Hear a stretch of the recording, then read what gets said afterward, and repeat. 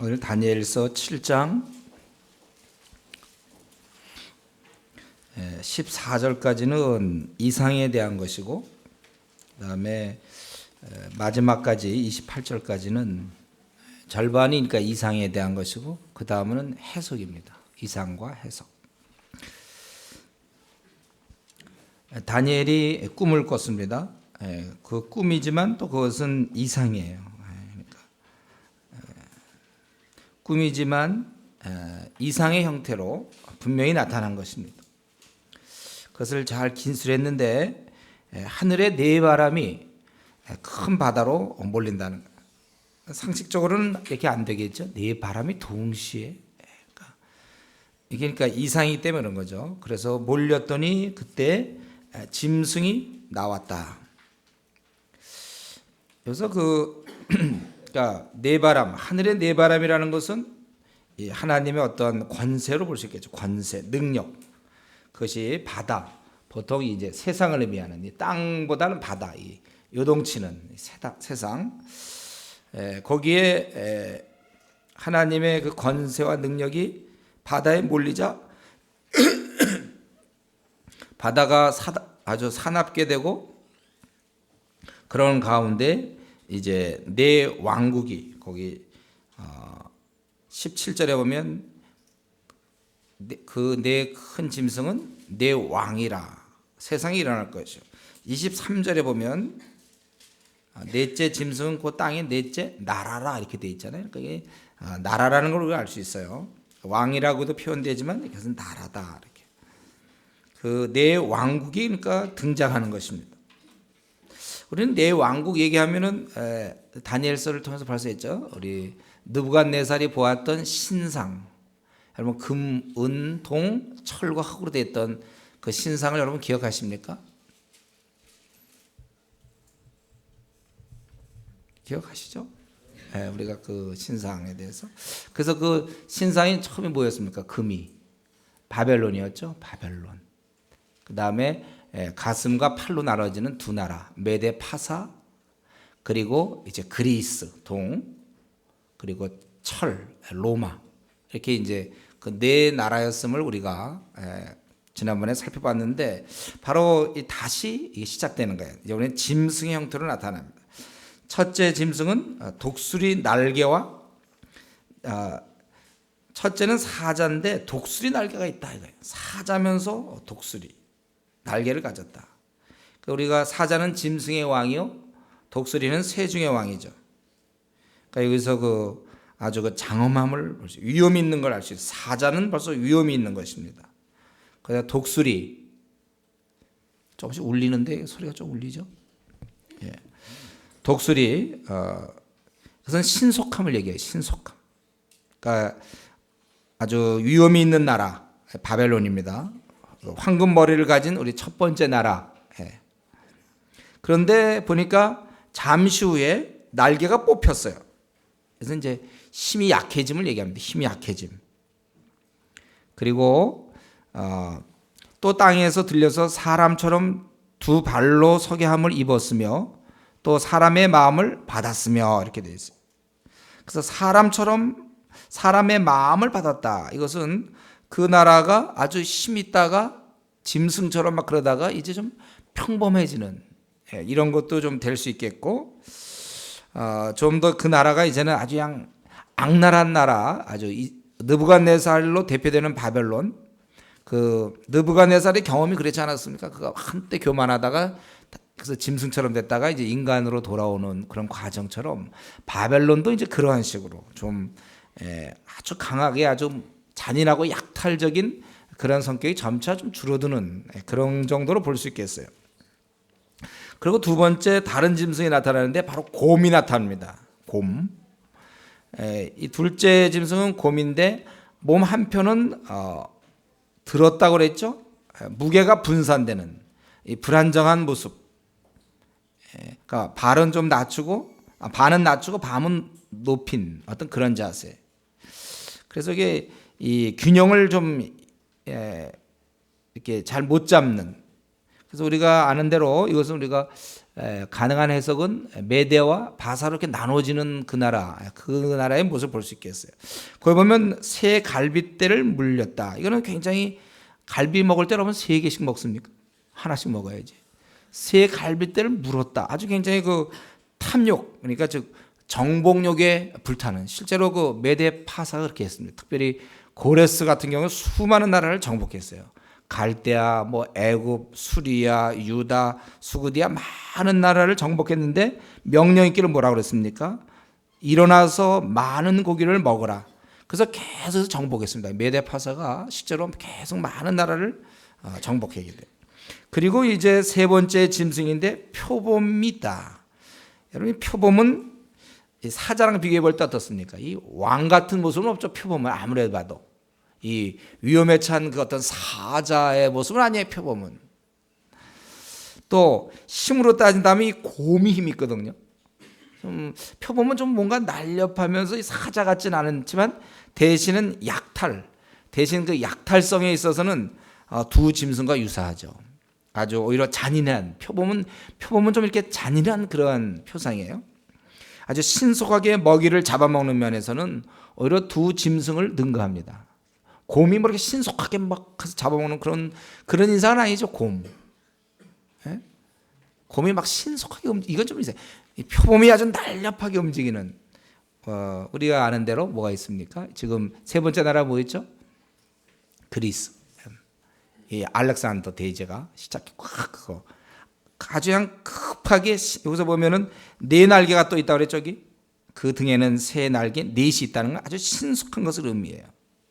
그래서 실제로 그 알렉산더는 짧은 기간에 얼마나 많은 나라를 아주 거의 믿어지지 않을 정도로 아주 빨리빨리 정복했습니다. 그가 불과 뭐 4년 했나? 그래서 거의 다 정복해 버렸잖아요. 젊은 나이에. 그러고 30대 초반에 그가 죽게 되는데, 너무나 막 과로와 또 방탕한 생활, 방종했거든요. 그가. 근데 그건 우리가 다음 주에 8장에서 좀 더 살펴볼 겁니다. 이 마게도니아에 대한, 그리스에 대한 것은 8장에서 더 좀 자세히 나와요. 그리고 그 짐승은 또 머리 4이 있으며 또 권세를 받았으며. 머리 4이 있다. 머리라는 것은 지도자를 보통 의미하는데, 아마도 우리가 이것을 어떤 사방으로 확대했다 이렇게 볼 수도 있겠고, 아니면 실제 우리가 아는 대로 그리스가 4나라로 갈라지지 않습니까? 역사상에. 그것을 아까 실제로 그런 날개를 달아서 빠른 시간에 정복을 했지만 4머리 결국 나눠지는, 그가 짧은 기간에 정복했지만 30대 초에 급사를 하게 되고, 그래서 그 밑에 셀레우코스, 그 다음에 리시마쿠스, 프롤레마이오스, 그리고 카산더, 그렇게 이렇게 나눠지지 않습니까? 4나라로. 그래서 수리아와 소아시아와 아프리카 일부, 마게도니아, 이렇게 4나라로 이렇게 나눠지는, 그래서 아마 그 머리 4이라고 볼 수 있을 것 같아요. 그러니까 우리는 이걸 좀 해석해 좋습니다. 실제 역사상에 벌어진 모습을 보면서 우리는 해석하기가 좋은 거예요. 그런데 보니까 4이 있으며 또 권세를 받았으며 이렇게 나와 있어요. 6절 마지막에 보면 권세를 받았다. 여러분, 우리가 여기서 이제 한 가지 이런 걸 쭉 보면서 깨달아야 되는 거예요.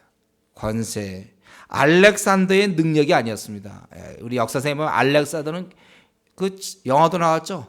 알렉산더 영화, 대왕인가 영화 나왔어요. 그 사람이 굉장한 능력이 있는 것이 아니고, 오늘 본문에는 뭐예요? 하나님의 섭리가 있는 거예요.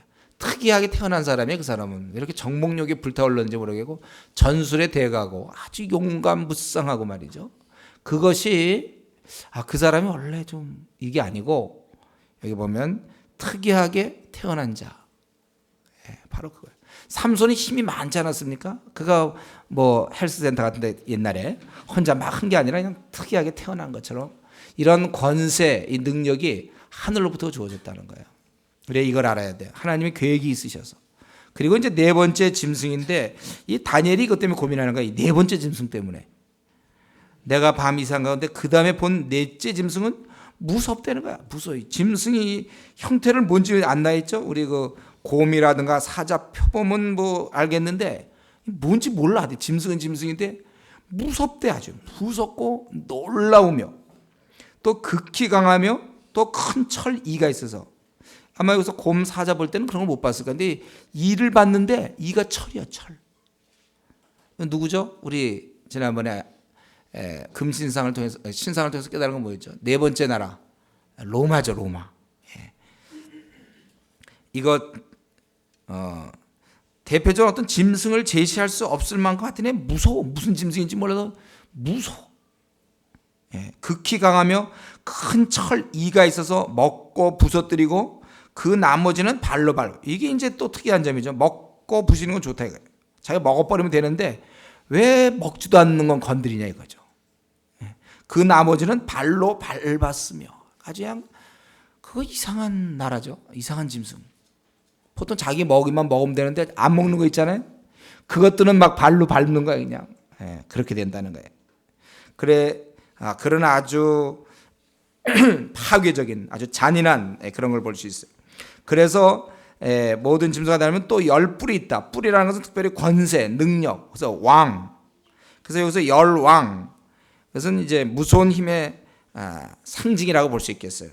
아니면 곳곳에 왕들을 세워서 나라를 다스리는 아주 권력이 아주 막강한 열왕으로 얘기할 수 있습니다. 한때는 이제 이거 우리 성경 연구 안 하는 사람들은 이제 이 열왕을 뭐 이시다 뭐 이래 가지고 있잖아요. 유럽 통합된 그 나라 10개국 맞춰보려고 무지 노력했는데 지금 그게 됩니까? 지금 몇 국, 지금 몇 개국이죠? 한때 그거 맞춰서 그거 다, 그래서 이제 유럽 연합 그거 다 막 밤낮 이렇게 얘기했댔어요. 성경을 그렇게 해석하면 안 돼요. 지금도 우리나라 아마 80% 이상 그렇게 해석할걸요. 이런 구절. 그런 것이 아니고 무서운 힘, 어떤 그렇게 됐다는 거예요.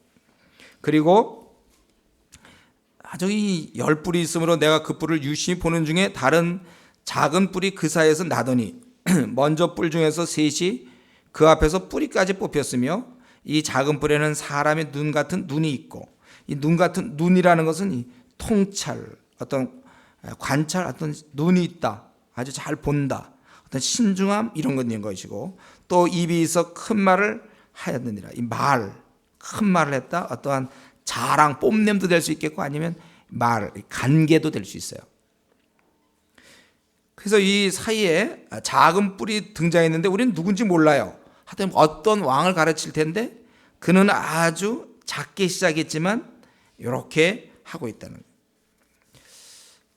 그래서 특별히 이 다니엘은 이 네 번째 짐승이 뭔지 모르지만 무지 강한 것이 아주 잔인한단 말이에요. 강하고 강한데 순하면 좋죠. 큰 아주 새 철이 이빨을 가졌는데도 하나도 안 잡아먹고 풀을 뜯는다든가 그러면 괜찮는데 이건 다 잡아먹으면서 못 잡아먹는까지 막 짓누르고 이러는 모습 때문에 이게 아주 고민이에요. 그래서 실제로 19절에 보면 그 설명할 때 원래 18절로 설명이 끝난 거거든요. 원래 이 천사가 나타나 설명을 그냥 끝냈어요. 18절에. 근데 19절을 따로 물어보는 거예요. 그런데 자, 이렇게 강한 것을 보고 지금 이상을 보고 있는 중입니다. 14절까지. 그러면서 연이어서 또 하나의 나라를 보게 됩니다. 그 우리 금신상에서 신상에서 나오던 것 중에 뜨인 돌, 어떤 떨어진 돌 하나가 그거를 제국을 파는 이런 모습처럼 내가 보았는데 세상 하나님 나라가 등장하는 거예요. 왕자가 놓이고 옛적부터 항상 계시니가 좌정하셨는데 그 옷은 희기가 눈 같고, 성경에서 이 흰 거 항상 좋아하는 거예요. 거룩하고 흠없고 순결한 거, 이런 거 좋아하죠. 흰 거, 흰 옷, 흰 옷. 원래 성경에서 흰 옷이 거듭난 자들, 신자들의 옷입니다. 흰 옷이. 제가 지금 검은 옷을 입어갖고 좀 할 얘기가 없는 거예요. 흰 옷. 근데 목사가 또 양복 입고 나오면 좀 이상하겠죠. 우리 문화에 또 맞춰서 하긴 하는데, 하여튼 상징이 나타나면 흰 옷, 거룩하고 흠없고 아주 순결한 흰색이 그런 뜻이잖아요. 그 옷은 희기가 눈 같고, 그 다음에 그 머리털은 깨끗한 양의 털 같고, 다 하얀 것이죠. 그 보좌는 불꽃이요, 그 바퀴는 붙는 불이며, 불이라는 건 뭐예요? 심판, 죄인을 멸망시키는 거룩한 흠없는 순결한 그분께서 죄인을 멸하시는 거예요. 그래서 불이 강처럼 흘러 그 앞에서 나오며 그에게 수종하는 자는 천천히, 천사들이 천천히요 그 앞에 쉬하는 자는 만만이며 심판을 베푸는데 책들이 펴 놓였더라. 여기서 이제 책들이 펴졌다는 것은 어떤 심판에 대한 어떤 모습이죠. 그냥 심판하는 것보다 뭔가 그런 게 있는 게 좀 심판답죠. 하나 이게 이상이기 때문에 그러는 거예요. 우리는 이제 요한계시록 보면 우리는 생명체에 기록되어 있다 그러지 않았습니까? 저와 여러분의 이름이 생명체에 기록되어 있다. 그 생각하면 참 좋은데, 그래서 그때 내가 그 큰 말하는 자의 작은 뿔의 목소리를 인하여 주목하여 보는 사이에 짐승이 죽임을 당하고 그 시체가 상한 바 되어 붙는 불에 던진 바 되었으며 그 남은 모든 짐승은 그 권세를 빼앗겼으나 그 생명은 보존되어 정한 시기가 이르기를 기다리게 하였더라. 여기 보면 이제 그분께서 심판하신다는 거예요. 그래서 짐승의 권세를 다 빼앗아 버려요. 세상의 그 권세, 그거를 다 빼앗아 버린다는 것입니다. 그리고 기다리게, 정한 시기까지는 세상의 유지는 되지만 마귀의 나라, 세상의 나라가 유지는 되지만 권세는 빼앗기는 그런 거예요. 그리고 13절 14절에 새 나라가 등장하게 됩니다. 예. 이건 짐승이 아니죠. 짐승으로 나타나는 게 아니라, 다섯 번째 나라가 짐승으로 나타나는 게 아니라 인자 형태로 나타나잖아요. 내가 또 밤 이상 중에 보았는데 인자 같은 이가 하늘 구름을 타고 와서 옛적부터 항상 계신 자에게 나와 그 앞에 인도되며. 여기서 보면은 아직 인간의 몸을 입지 않은 모습이죠. 인자 같은 이. 그런데 그가 또 나왔다고 그랬어요. 그리고 그 앞에 인도되며. 문맥상 어떻습니까? 사실 죽음 이후에 승천되어 있는 그런 모습을 의미하죠. 그래서 사실은 그분께서 인간의 몸을 입으시고 그리고 죽으시고 승천한 그런 의미가 다 이 안에 들어가 있는 거예요. 나와서 그래서 권세와 영광을 그분이 갖는 거죠. 그래서 그에게 권세와 영광과 나라를 주고 모든 백성과 나라들과 각 방언을 한 자로 그를 섬기게 하였으니 그 권세는 영원한 권세라 옮기지 아니할 것이요 그 나라는 패하지 아니할 것이라. 이것을 이상 중에 다니엘이 보았고 우리는 현실을 보아 우리는 알고 있는 거예요. 저와 여러분은 사실 다니엘은 이상으로 보았는데 우리는 이것을 다 지금 체험 중에 있고 사실은 모든 권세를 그분이 갖고 계신 그 나라의 백성으로 우리가 살고 있는 것입니다. 저와 여러분이 그렇게 살고 있는 거예요. 그래서 이것에 대한 이제 15절부터 마지막까지 28절까지는 해석이죠. 다니엘이 굉장히 번민하고 있는 중에 이제 그 곁에 모신 자 한 천사에게 묻게 되는 거예요. 그래서 근데 천사는 굉장히 간단하게 얘기했죠. 자기는 이제 다니엘을 굉장히 번민하게 물어봤는데 그가 아주 간단하게 얘기하기는 뭐냐면 17절 내 짐승은 내 왕이야. 내 왕. 내 큰 짐승은 내 왕이라. 내 왕도 되고 아까 23절에 넷째 나라, 그러니까 나라라고 그랬죠. 나라. 왕, 나라, 왕국을 얘기하는 거예요. 그리고 세상에 일어날 것이로되 내 짐승은 세상 왕국이었구나. 그리고 그 다음에 18절에 지극히 높이신 자의 성도들이 나라를 얻으리니 그 누림이 영원하고 영원하고 영원하리라. 이렇게 해석이 그렇게 간단해. 그거 짐승 왕이고 그 왕국이고 하나님 나라가 영원한 거야. 성도들의 나라가 영원하다. 그거. 그래서 원래 여기 그래서 7장이 끝나고 오늘 설교가 끝날 뻔했어요. 그러나 다니엘이 이 넷째 짐승 때문에 고민해요. 넷째 짐승이 이상한 게 하나 나타나고 알겠는데 이 넷째 짐승 그것 때문에 더 자세히 묻게 되는 게 이제 22절까지 물어보는 거죠. 거기 그런 물어보면서 다시 한번 자기가 그 꿈에 대해 이상에 대해서 요런 우리가 첫 번째 안 나왔던 설명이 좀 나오는데 뭡니까? 19절부터 한번 우리 22절까지 다 같이 한번 읽어봅시다. 19절부터 22절까지 시작. 이에 내가 넷째 짐승의 진상을 알고자 하였으니 곧 그것은 모든 짐승과 달라서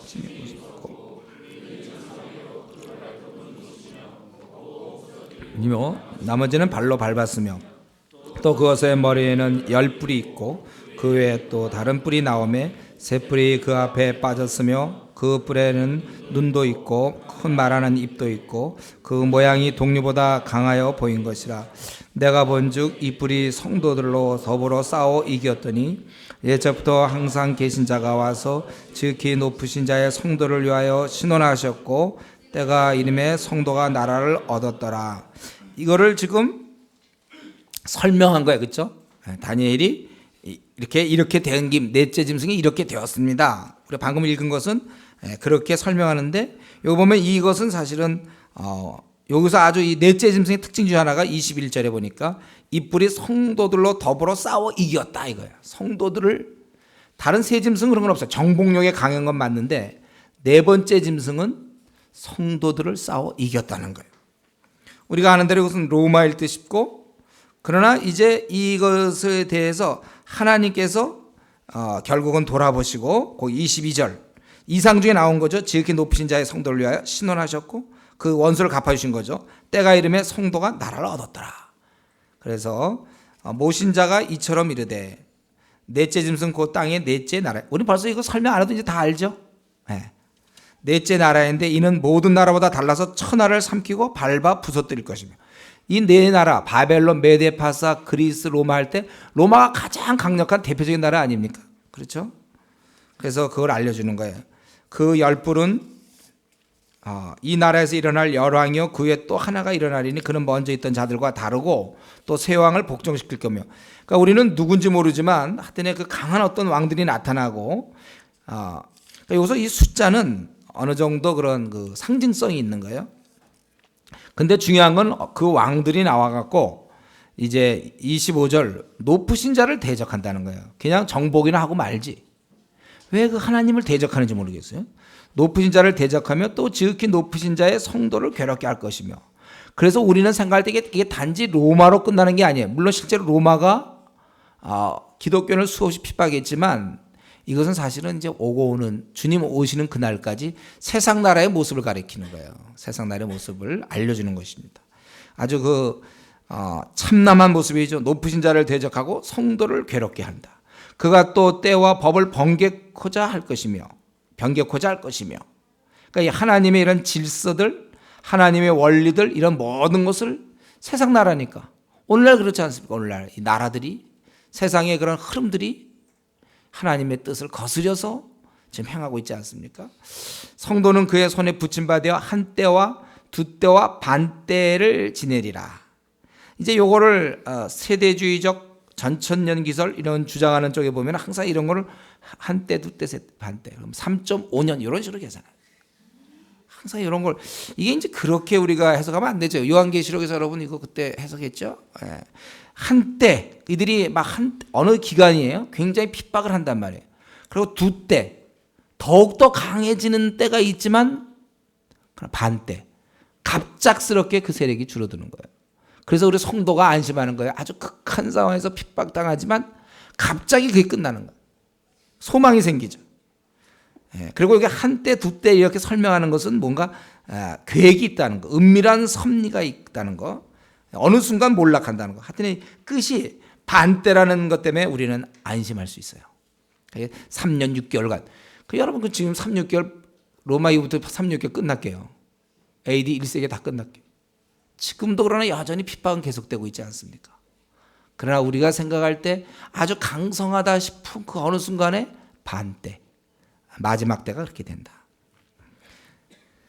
그렇게 이제 이 어떠한 한 나라, 그러니까 이 어떤 세상 나라로, 그 나라가 주님의 나라가 오기 전까지의 나라의 것은 그렇게 괴롭힙니다. 그러나 심판이 시작되면 그는 권세를 빼앗기고 그는 끝까지 멸망하는 거예요. 그러나 심판이 시작된 즉 그는 권세를 빼앗기고 끝까지 멸망할 것이요.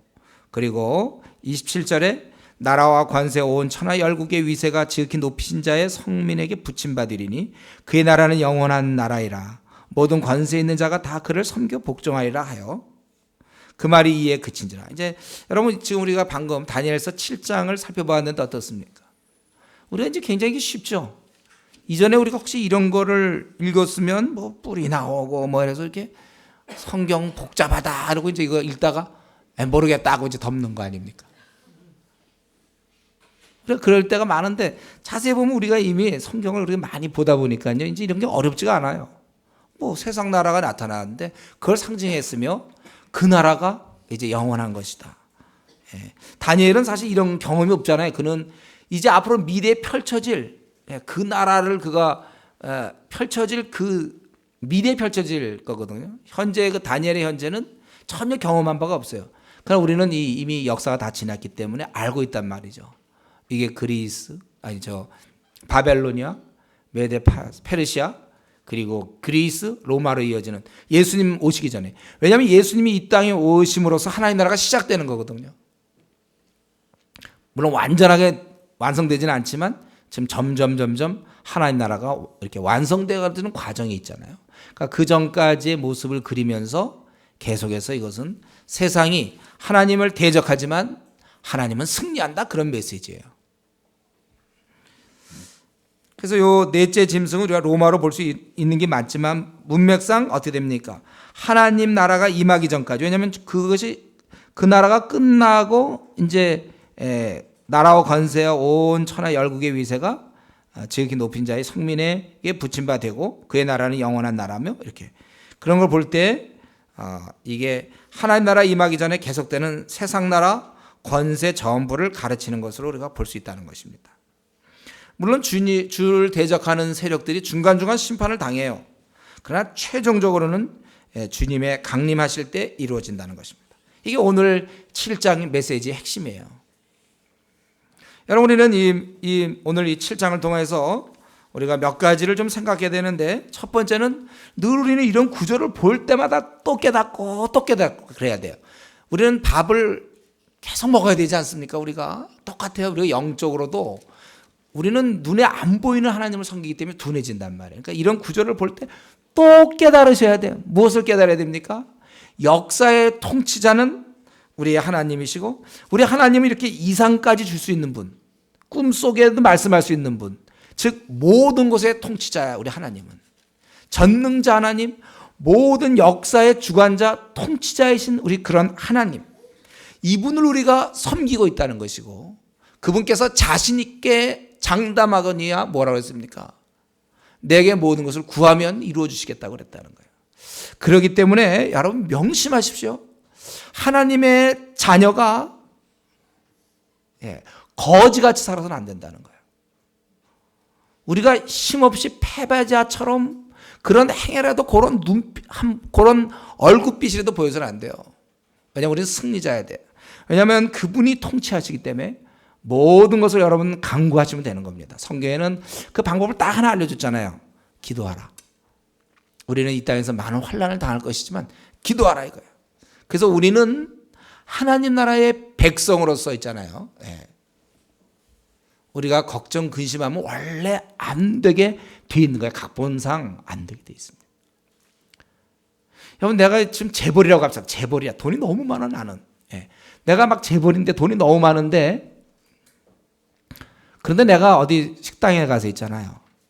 뭐 음식 시켜 먹으면서 저거 내가 과연 저 식비를 낼 수 있을까? 그런 거 막 시종 있잖아요. 밥 먹으면서 그거 걱정하면 되겠습니까? 내가 이따 과연 이 식사를 마쳤을 때, 식사가 끝났을 때 과연 나 돈 내라면 나 어떡하나? 그런 거 걱정하면 그 재벌이 맞습니까? 그거? 혹시 우리 그런 사람이 주위에 있다면 어떻게 돼요? 우리 지난번 김명현 교수님의 말씀에 의하면 뭐죠? 잘 돌봐줘야 된다 그랬죠, 그런 사람은. 아니, 자기가 돈이 있는데 뭘 걱정을 합니까?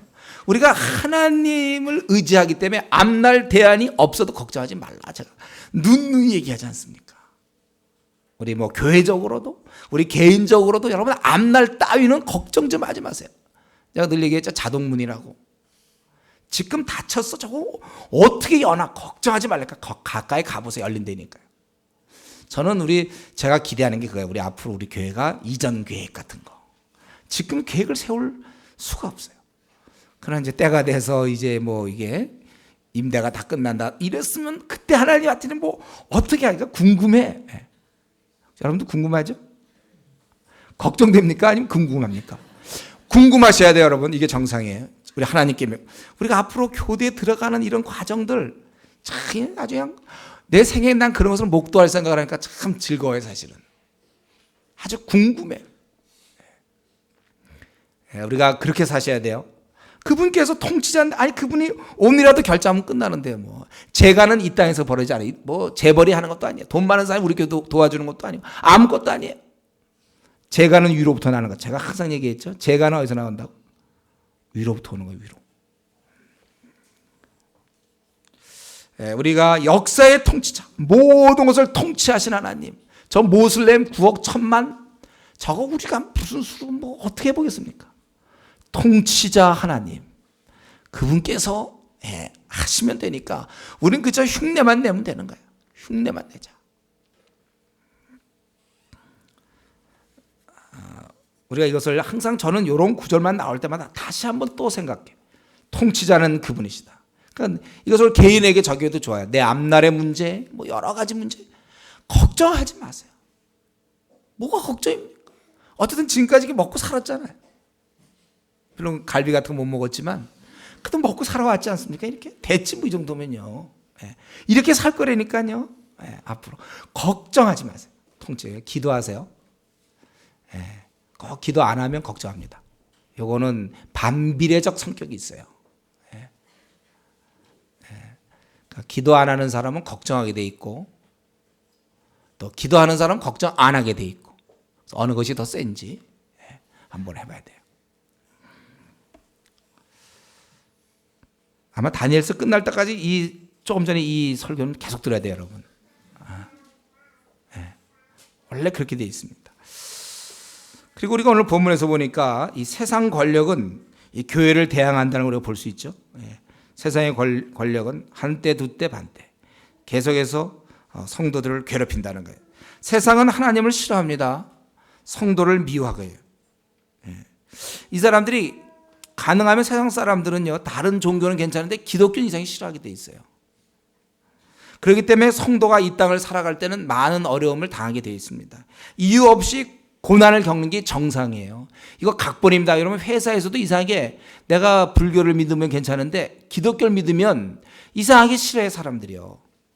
손으로는 뭐 가재는 개편이고 막 이런 것처럼 다른 거는 다 마귀에 속해 있단 말이에요. 불교든 뭐 카톨릭이든 무슨 뭐 여호와 증인이든 아니면 미신이든 다 마귀에 속해 있으니까 자기들끼리는 봐줘요. 봐주는 게 있어요, 분명히. 그러나 우리가 하나님을 섬기는 우리들은 안 봐주는 거예요. 그러니까 우리가 어려움을 당하는 거예요. 세상으로부터 미움을 받는 거, 이것은 각본이라니까요. 세상은 교회를 싫어한다는 사실을 여러분 아셔야 됩니다. 그래서 물론 다른 데도 뭐 그런 놀림이 좀 있는지 모르겠어요. 무슨 뭐 부처쟁이 뭐 이런 거 있나요? 하여튼 뭐 그런 거 좀 있는지 좀 잘 모르지만 예수쟁이는 괜히 싫어요. 꼭 이 방송국에서도 PD 수첩에는 꼭 이상하게 기왕이면 기독교 이단, 다른 이단도 그렇게 많을 텐데 그런 쪽 꼭 많이 아마 그 통계라면 굉장히 많을 거예요. 이 세상은 우리에 대해서 비우호적이라는 거예요. 우리가 전도로 나가 보십시오, 여러분. 전도로 나가면 누가 우리 말 들으려 합니까? 저 해보려고 그러면 싫다고 그러죠. 우리가 이런 상황을 알아야 돼. 몰라서 그러니까 어떻게 하든지 그 사람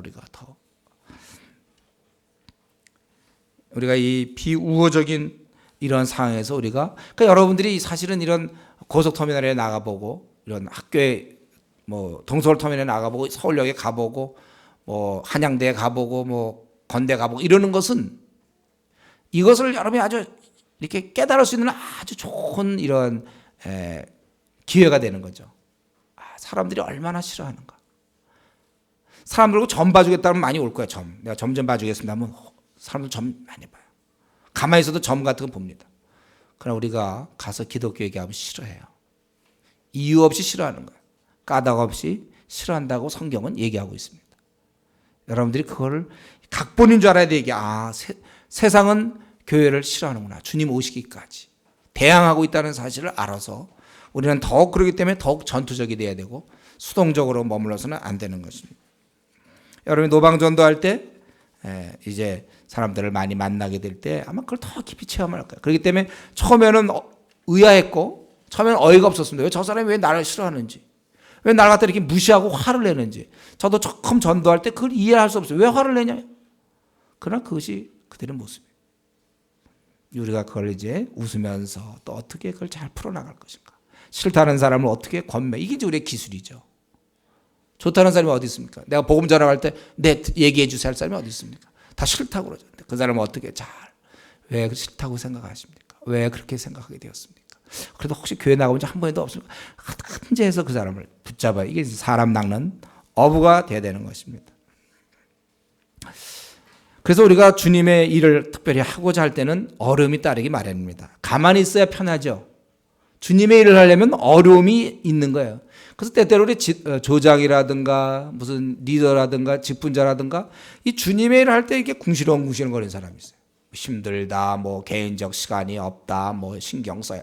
이게 원래 그러는 거예요. 그리고 잘 일이 안 풀려, 열매가 없다. 해봤는데 목사님 해도 뭐 안 되는데요. 그 안 되죠? 그럼 되겠습니까? 안 되는 거예요.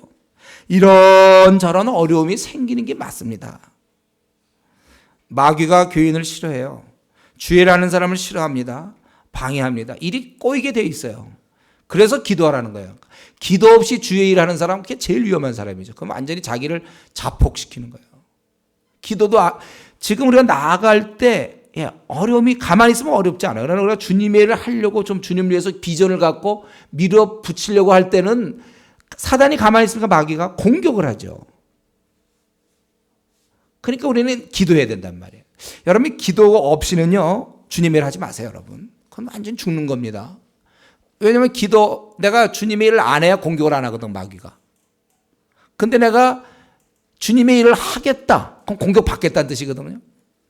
그렇다면 기도로 무장돼야 된단 말이에요. 무시로 기도해야 돼요. 근데 내가 주님의 일을 하겠지만 기도 없이 하기 보겠다. 그럼 죽겠다는 거예요. 번지 점프 아십니까 여러분? 난 아직 안 해봤어. 보기만 했는데 뛰어내리겠다는 사람 뭐가 필요해요? 줄이 있어야죠. 그러니까 저 같은 사람은 애다가 줄 안 메고 다니죠. 네. 안 뛰어내릴 거니까. 그러나 뛰어내리려면 뭐가 필요해요? 방금 답 얘기했죠. 줄이 있어야 된다. 줄도 없는 주제에 번지 점프한다. 뭐예요? 받겠다 이런 뜻이죠. 네. 마찬가지예요. 우리가 리더로 나선 사람들은 기도가 절대적으로 필요한 것이고 그러니까 자기가 기도가 정말 하기 싫은 사람은 리더를 그만두세요. 그렇지 않으면 자기가 살 재간이 없어요. 마귀가 공격하니까. 그러니까 목회자들이 그래서 기도 많이 해야 돼. 다행히 우리나라는 새벽 기도가 있어서 목회자들이 그래도 어쨌든 새벽 기도 시간에 만약 그거 없었으면요 어떻게 됐을까 싶어요. 다행히 기도해요. 제가 우리 성도님들 저는 저희 여러분 우리들을 여기에 보면 뭐 리더가 있고 그다음에 우리 일반 성도가 있고 이렇게 구분 안 해요. 다 리더예요. 다 여러분 한국 교회를 책임질 사람으로 보기 때문에 1시간 이상씩 기도하라. 제가 계속 그 얘기하는 거예요. 순종하는 사람이 있고 아직도 또 버티는 사람이 있죠. 우리 중에. 언제까지 버틸지 한번 생각해요. 계획을 세우세요. 계획을 세우면서 버티셔야 되니까 내가 언제까지 1시간 안 하고 버틸까 한번. 나름대로 그런 계획이 있습니까? 그런 거 저 나중에 한번 얘기 좀 해주세요. 나는 목사님 말씀에 의하여 제가 이때까지 버틸 계획입니다. 그래서 성도 간에 목사와 성도 간에 화합이 이루어지는 거 아니에요. 여러분 그러지 마세요. 여러분 우리가 다 우리 위해서 이 험한 세상의 사람들 어떻게 번지 점프하면서 어떻게 줄이 없이 하려고 하는 그 용감성은 찬양할 수 있지만 그렇게 하면 안 돼요. 우리 주위에 정말 주님의 일을 하고 싶고 비전을 내가 이루고 싶은데 기도를 안 하려고 하는 사람들 보이면 어떻게 하면 좋을까요? 잘 돌봐줘야 된다 그랬죠. 좋은 거 하나 배웠어요 제가. 그러니까 우리가 마귀가 있기 때문에 마귀만 없으면 괜찮아요. 마귀가 있어서 믿는 자들을 아주 싫어하고 공격한단 말이에요. 그렇기 때문에 이상히 우리가 주님의 일을 하면 할수록 열심을 낼수록 더 곤란한 일들이 생겨요. 가만히 있다가 내가 주님을 좀 잘 섬겨보려고 하면 집안에 문제가 생긴다. 누가 아프다든가 교통사고 당한다든가 사업이 꼬인다든가 이게 많은 거예요. 처음에 그렇게 되는 거예요. 그러나 그걸 이기면 되죠. 방해 요소가 있는 것입니다. 우리가 이런 일을 잘 알고 주님의 일을 하셔야 돼요. 앞으로 우리가 수십만 명의 일꾼을 키워야 되는데 여러분은 그때는 다 의젓하게 우리 아까 열불처럼 말이죠. 우리도 다 왕이나 마찬가지. 우리가 그러니까 책임져야 된단 말이죠. 우리가 이 군대로 따지면 다 사단장이 돼줘야 돼요, 여러분들이. 사단장이 돼야 되는데 이럴 때 이게 내가 주님의 일을 한다는 것은 쉬운 것이 아니다. 대충 하면 될 줄 알고 뛰어들었다가는요 큰 낭패를 당합니다. 주님 따르는 것이 사실 복음과 함께 고난받는 길 아닙니까? 고난받는 길이에요, 이 길이. 그래서 주님의 일을 한다. 이 말은 내가 주님을 위해서 비전을 가지고 내가 이렇게 살아가려고 한다. 이 말은 고난의 길을 간다는 말과 같은 말입니다. 그러니까 주님의 길, 고난의 길. 한번 따라해 보겠습니다. 주님의 길, 고난의 길. 네. 그런데 우리가 이렇게 고난은 받지만, 그러나 어떻게 해서 오늘 본문에 있는 것처럼 우리는 승리한다는 거예요. 요게 이제 참 감사하죠. 다니엘이 이런 이상을 봐준 게 고맙죠. 만약 그때 이런 것만 짐승만 보고서 무서워하고서 깨보세요. 그 다음이 나와야지. 요거까지만 설명하면 우리는 얼마나 힘이 없겠습니까? 근데 성경은 얘기하기를 우리는 승리할 수 있다. 우리가 주님의 일을 할 때 마귀의 공격은 받겠지만 그러나 승리할 수 있다는 거예요. 우리가 이 하나님 나라에 속해 있음을 감사했습니다. 우리가 승리하니까 결국은 이 해피엔딩에 승리할 수 있다는 거예요. 세상 권세는 우리를 대항하지만, 그래서 어려움을 줄 수는 있지만 세상이 우리를 이길 수는 없다는 거예요. 어려움을 줄 수는 있지만 우리를 이길 수는 없다는 거예요. 왜냐하면 그 12절에 있는 것처럼 그 권세를, 세상 권세가 됐습니까? 권세를 빼앗겼으나, 이렇게 권세를 빼앗겼다고 그랬어요. 다니엘이 이런 이상을 본 것을 참 우리 감사하죠. 다행스러워요. 그리고 이런 이상을 보기에 아주 다니엘이 적합한 게 뭡니까? 다니엘이 그랬거든요. 세상의 권세를 공격하고 그가 포로로 잡혀가고 거기서 어려움을 당했지만 다니엘은 승리한 자거든. 승리한 자가 그걸 보게 되는 거예요. 세상 권세가 빼앗겼다는 사실. 이 말은 뭡니까? 우리가 나가는 길은 힘드는 길이지만 승리가 보장되었고 전진하는 만큼 열매가 있다는 거예요. 그래서 우리 마태복음 28장 20절에 뭡니까? 하늘과 땅의 모든 권세를 누가 가졌다고요? 주님이 가졌다는 거예요. 그렇기 때문에 우리가 전진하면 하는 만큼 열매가 있는 것입니다. 이게 참 좋은 말이에요.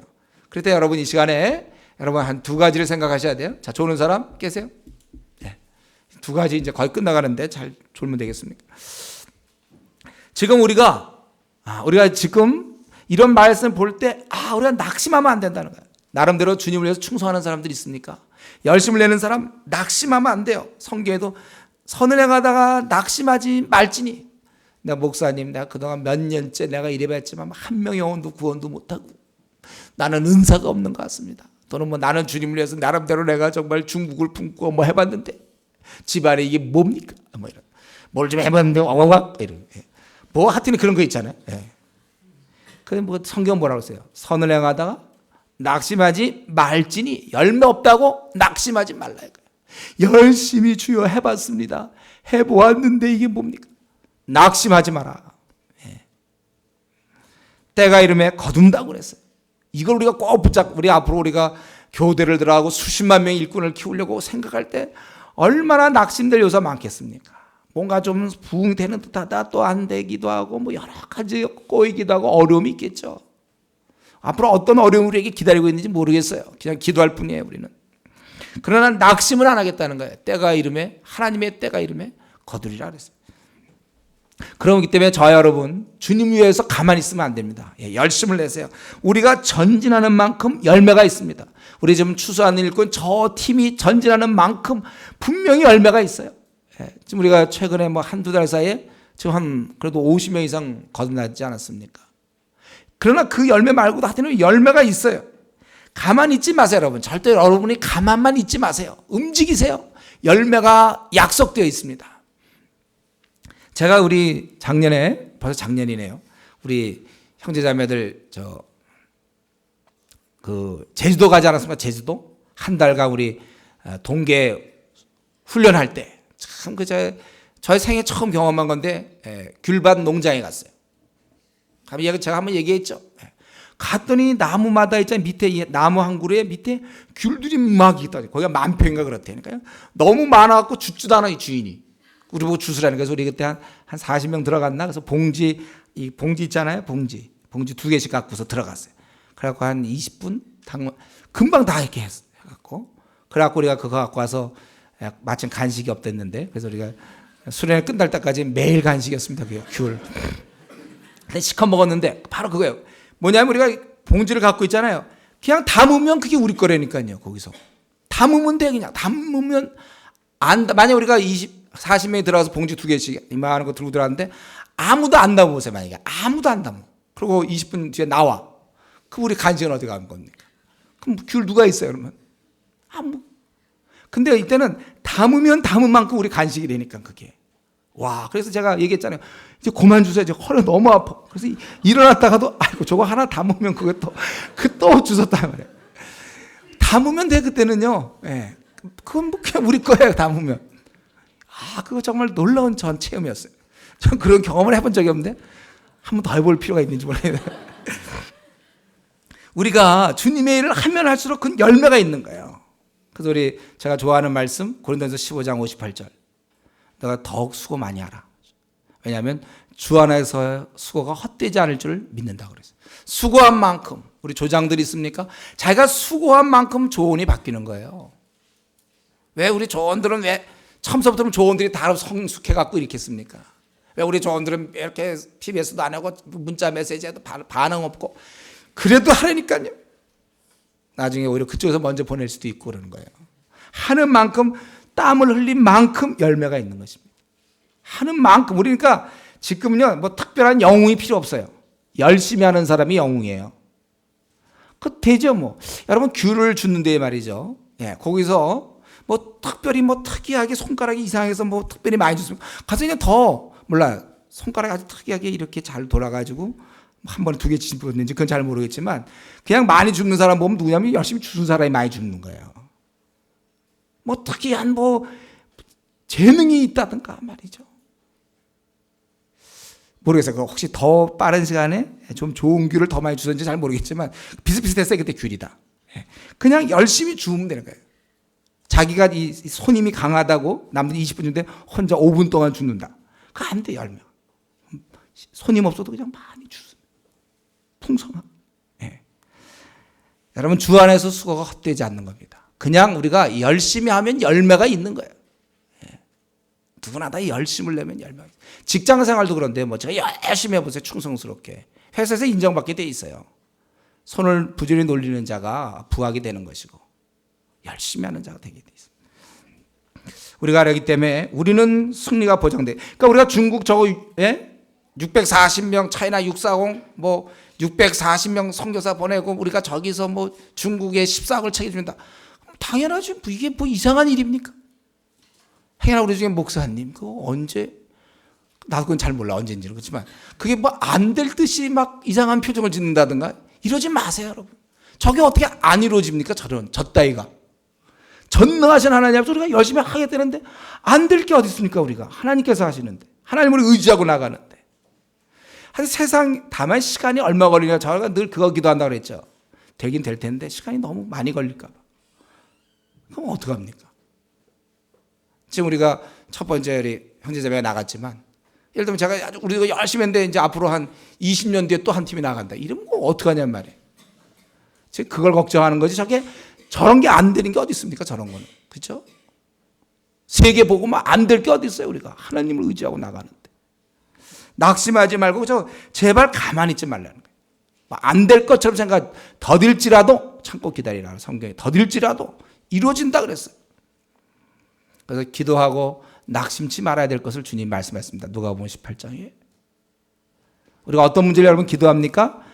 좀 내가 원하는 때가 있어. 이때 좀 이루어졌으면 좋겠는데 안 이루어진단 말이에요. 그러면 우리가 보통 드는 생각은 이제 신앙 없는 사람은 불평하고 하나님에 대해서. 그렇지 않은 사람들은 하나님이 내 기도 안 들어주시나 봐요.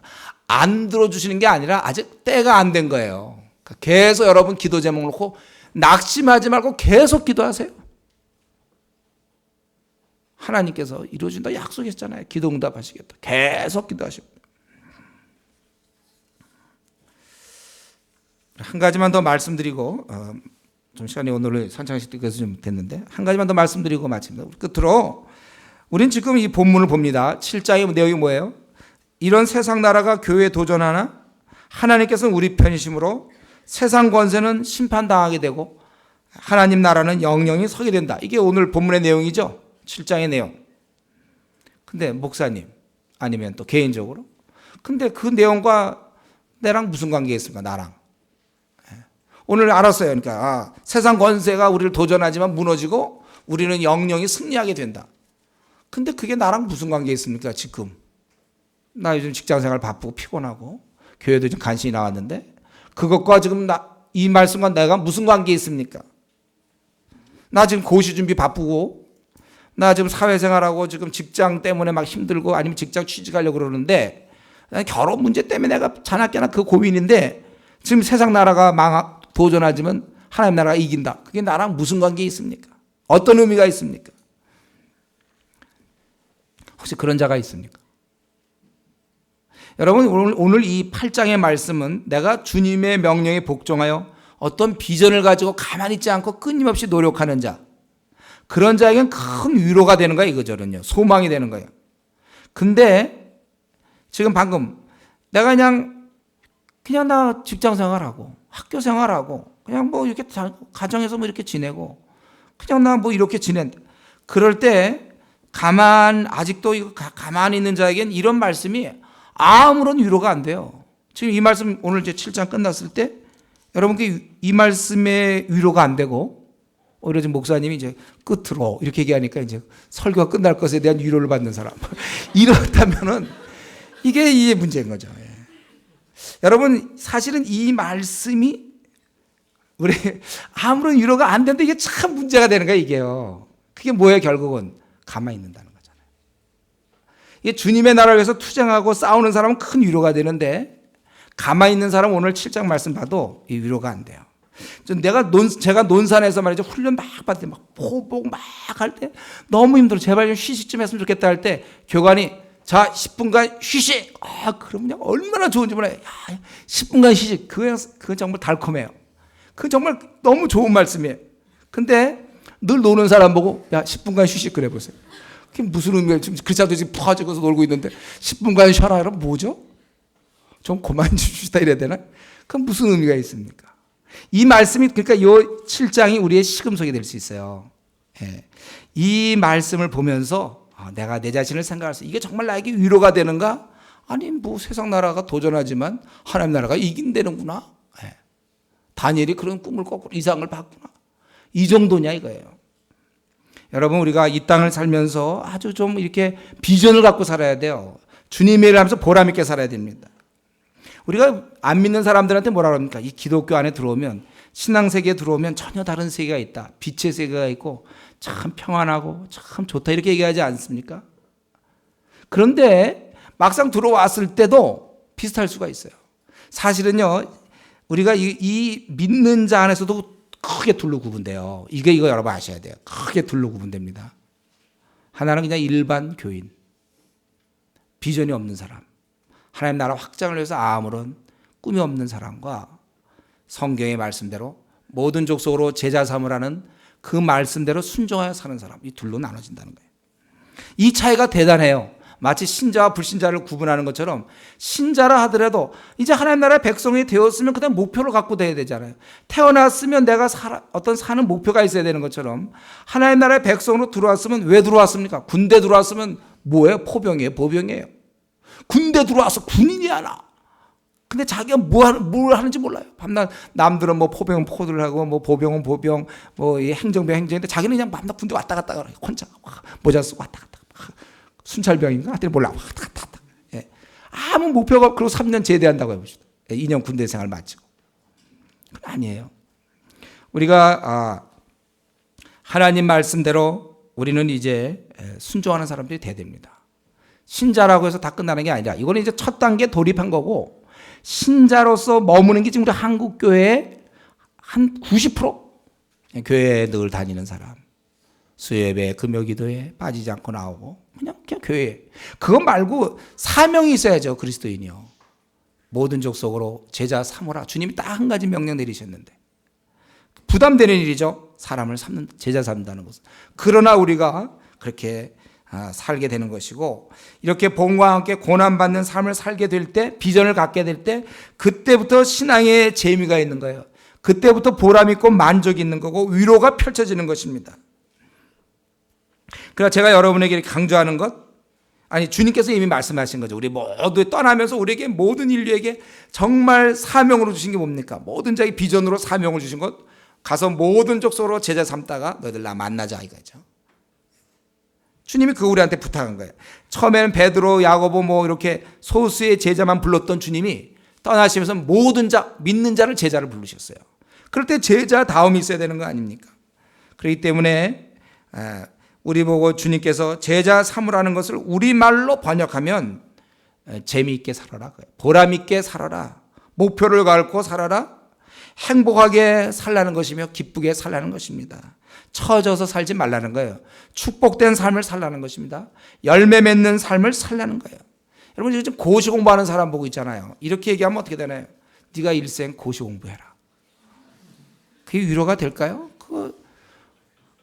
고시 붙어라. 붙어서 네가 변호사가 되든 판검사가 되든 법관이 되어서 일생을 살 때 고시 공부하는 사람의 그 꿈은 뭐냐면 고시 되는 기 중에 고시 돼가지고 변호사라든가 법관의 이런 삶을 사는 걸 꿈꾸는 거 있는 거지. 고시 공부하는 것 그거 자체가 그에게 그렇게 중요한 것입니까? 의사도 마찬가지. 의대생들도 너 의대 공부 한번 퀴즈 시험 보고 평생 의대 공부해라. 그거 아니잖아요. 그가 이제 공부하는 거 시험 보는 게 아니라 이제 의사가 돼서 환자를 돌볼 때 보람이 있는 거예요. 다른 사람을 돌보고 이제 그 사람을 이렇게 회복시키고 이럴 때 보람이 있는 거예요. 마찬가지로 하나님께서 평생 너희들 교인 되라 이겁니까? 그건 뭐냐면 우리 늘 주일만 되면 친구들 놀러가지 못 나고 주일날 11시 예배 드리고 끝나면 교회 봉사하고 뭐 또 끝나면 수예배 드리고 또 주일 금요 예배 드리고 밤낮 뭐 성경은 하루에 몇 장씩 읽으며 기도생활 이것만 하라고 평생 그거 하라고 우리 부른 것이 아니라 그런 과정을 거쳐서 우리는 뭘 하라고요? 이제 제자를 삼으라. 그거 우리가 보람되는 거예요. 제가 어제 이걸 예를 생각해 봤어요. 예를 안만 생각해봤는데 예가 없어서 원래 이런 예를 생각해 봤습니다. 솔직하게 얘기하는데 뭐냐면 축구 예를 생각해 봤어요. 그래서 이제 여러분 제가 원래 이렇게 설교하려고 그랬어요. 지금 설교하는 거 아니에요? 뭐냐면 여러분 우리가 축구 말이죠. 축구 그거 뛰어야지 그 구경하면 재밌습니까? 이렇게 얘기하려고 그랬는데 근데 감각이 재밌더라고요. 축구가. 그래서 내가 지금 예를 못 찾고 나왔습니다만은 여러분 마음속에 하여튼 그런 거 있잖아요. 자기가 좀 해야 되는데 그 방관자로 있는. 각자 예를 생각해서부터 적으세요. 적는 분 있으면. 좋은 말씀 하셨다. 그래서 예. 나름대로 한번 그런 예를 생각해 보세요. 내가 지금 뛰어야 되는데 뛰지 못하고 있는. 아마 축구 선수 정도 되겠죠. 축구 선수 중에 후보 선수. 그죠? 자기 그냥 거기 앉아만 있는 후보 선수는 정말 답답할 거예요. 차라리 그거는. 어쨌든 우리 주님께서 우리에게 말씀하시는 것은 네가 그냥 고시 공부하면서 일생을 살라는 것이 아니라 변호사가 되고 판검사 돼서 빨리 너의 그 위치를 갖고 살아라 그거예요.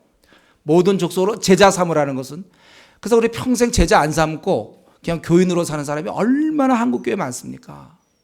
그건 주님의 말씀에 불순종일 뿐만 아니라 본인도 삶이 지루해요. 주일날 이렇게 와서 이렇게 뭐 푹 자전거 이렇게 일찍 와서 뭐 합니까 우리가? 이 제자 삼는 거.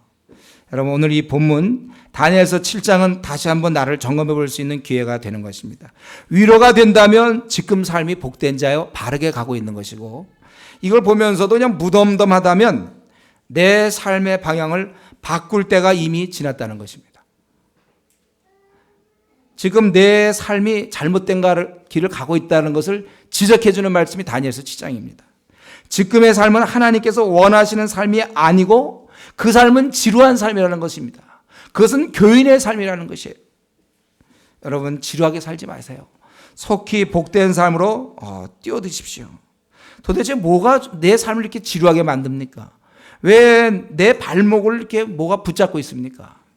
여러분 새장의 새가 아름답습니까? 불쌍합니까? 아름다울 수도 있겠죠. 그러나 그건 참 불쌍한가. 새는 날아다녀야 돼요. 왜 내가 지금 나를 모든 족속으로 제자 삼으라고 제자로 불러주셨는데 왜 나는 아직도 교인의 삶을 살고 있습니까? 여러분 우리가 이제 재밌고 좀 보람 있는 이왕 예수님 믿었다면 그 재밌고 좀 보람 있게 살아야 되지 않습니까? 가뜩이나 지루한 이 땅에서 그래 모처럼 주님께 돌아왔는데 그 안에 평안 있고 기쁨이 있고 희락이 있고 만족이 있다 해서 왔는데 그게 겨우 이겁니까? 주일날 이렇게 힘들게 앉아서 별로 위로도 없고 이겁니까? 흥미진진한 삶을 살아가시는 저와 여러분 되기를 바랍니다. 잠깐 기도하겠습니다. 우리 이 시간에 한번 통성으로 내가 주님 위해서 충성하며 이 땅에 많이 힘들었지만 열매는 없었지만 주님 내가 계속 전진하겠습니다. 하는 만큼 분명히 주 안에서 수고가 헛되지 않는다고 그랬는데 낙심한 거 용서하시고 전진하고 또 내가 주님의 일할 때 기도 없이 하려고 했던 거 용서해 주십시오. 기도에 무장된 주의 일꾼 되겠습니다. 우리 한번 다짐하시고 오늘 말씀 보면서 아무런 감동이 없고 도전이 없는 분이라면 삶을 바꿀 각오를 하고 하나님께 기도하겠습니다. 같이 우리 기도 들으신 하나님 앞에 같이 기도하겠습니다.